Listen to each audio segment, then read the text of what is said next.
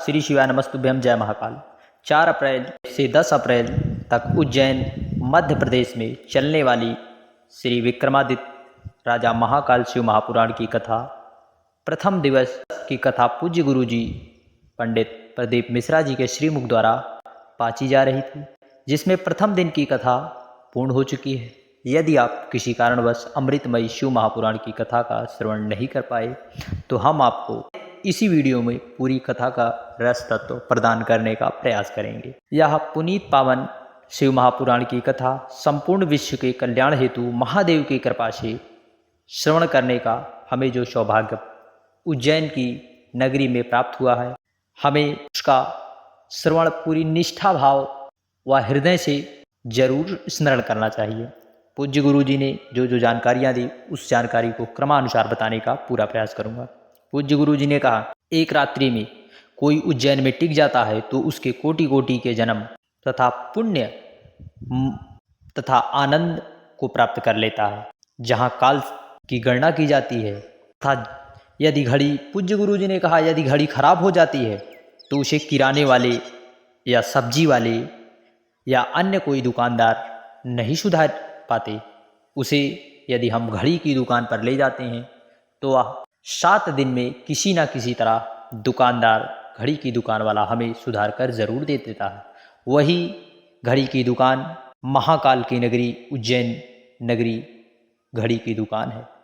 यदि आप निष्ठापूर्वक श्रवण करते हैं तो आपको ज़रूर आनंद की अनुभूति होगी।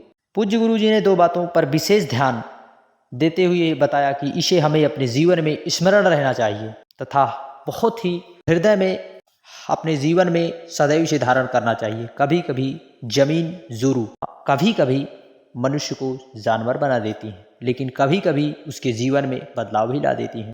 तथा अगली जानकारी में पूज्य गुरु जी ने बताया भगवान भोलेनाथ की, जो भी व्यक्ति, जो नारी भगवान भोलेनाथ की अविरल भक्ति करती है तथा पूजन करती है तथा उन पर जल चढ़ाती है, वह पूर्व जन्म के दोषों के कारण भले ही सौभाग्य रहे या ना रहे, परंतु अगले जन्म में वह वैधव्य और बांझपन नहीं रहती। यदि बाबा की भक्ति व पूजन करती है तो अगले जन्म में वह बाझ नहीं रहती। जो लोग बाबा के ऊपर जल समर्पित करने को लेकर अनेक प्रश्न खड़े करते रहते हैं, बाबा ने, पूज्य गुरु जी ने उनको प्रमाण के साथ बताते हुए कहा कि गीता प्रेस गोरखपुर की शिव महापुराण का पेज नंबर 73 विद्येश्वर संहिता को जरूर पढ़ना चाहिए। जो अपने मन मस्तिष्क में यह बात सदा रखनी चाहिए कि बाबा पर जल चढ़ाकर आचमन करने से जीवन में मानसिक, कायिक, वाचिक दोष दूर हो जाते हैं तथा बाबा पर चढ़े नैवेद्य की को कहते नहीं खाना चाहिए। उन्हें पेज नंबर 75 पर जरूर देखना चाहिए। पूज्य गुरु जी ने कहा, नैवेद्य को खाने की बात तो ठीक ही है, लेकिन यदि नैवेद्य के हम दर्शन भी कर लेते हैं तो हमें करोड़ों जन्म के पुण्य प्राप्त हो जाते हैं। तथा पूज्य गुरु जी ने कहा, जो राजा विक्रमादित्य भर्तृहरि अपनी माता जी से कहते हैं कि माता जी, शिव कथा अथवा भगवान भोलेनाथ हमें क्या प्रदान करते हैं, तो उनकी माता जी ने कहा, तथा पूज्य गुरु जी ने भी कहा शिव महापुराण कथा। उनकी माता जी ने कहा, विपदा में सब साथ छोड़ देते हैं परंतु महादेव हमारे कदम से कदम मिलाकर चलते हैं। उपयोगी पत्रों की विशेष जानकारी दी। अजय गुप्ता जी पत्र लेकर आए, बाबा की कृपा का क्या बखान करूं, पशुपति व्रत यदि दिल से किया जाए तो सब कुछ प्राप्त हो सकता है। मैंने पशुपति व्रत धारण किया, बेटियों की शादी भी की और उनकी बाबा की कृपा से पशुपति व्रत से ही उनकी नौकरी भी लग गई। उषा पटेल जी इटावा से आई, उन्हें हरितालिका, पूज्य गुरु जी के हरितालिका शिव महापुराण कथा में हरितालिका के दिन फुलेरा का जो महत्व बताया था, उसी का हमने, मेरे 3 बेटे थे, बेटे की शादी नहीं हो रही थी तो हमने जहाँ जहाँ फुलेरा लगते हरितालिका तीज के दिन उसी का दर्शन कराने अपने बेटों को गाड़ी में बैठा कर ले गई। और बाबा की कृपा का क्या बखान करूं, तीनों बेटी की सगाई हो चुकी है। तो एक बेटे ने मन में जिज्ञासा उत्पन्न करते हुए कहा, क्या माता जी, क्या इसके दर्शन करने से हमें नौकरी की भी प्राप्ति हो सकती है? तो हमने कहा, बेटा, बाबा की कृपा यदि दिल से की जाए तो सब कुछ प्राप्त हो सकता है। हमने पशुपति व्रत दिया, पशुपति व्रत धारण किया और की कृपा से बेटे की अच्छी जॉब भी लग गई। उसी का आभार व्यक्त करने कथा पांडाल में आई हूँ। पेद कुंवर मुरादपुर लोधिया से एक पत्र लेकर आई।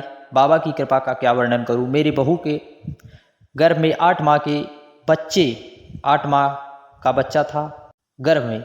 उसकी मैंने बहुत सोनोग्राफी कराई तो उसके पेट में गठान पता चला। तो हमने पड़ोसी ने बताया कि रुद्राक्ष के जल को पिलाकर यदि आप पिलाते हैं तो बाबा की कृपा से वह गठान जरूर दूर हो जाएगी। हमने जल पिलाना प्रारंभ किया परंतु गठान नहीं गली।